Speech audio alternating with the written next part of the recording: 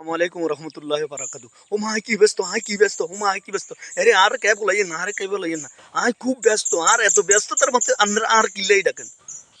আমরা যখন মসজিদে যাই যখন ইমাম সাহেবকে আসসালামু আলাইকুম রহমতুল্লাহ আসসালামু আলাইকুম রহমতুল্লাহ আমরা শোনার সময় পাই না আমরা খালি দুনিয়া লই ব্যস্ত থাকি দুনিয়া লই দুনিয়ার কাজকর্ম লই আমরা এত ব্যস্ত হয়ে গেছি আহারে শুধু ব্যস্ত আহারে শুধু খালি ব্যস্ত কিন্তু ভাই ব্যস্ত এত ব্যস্ত হইলে হবে না যখন আল্লাহর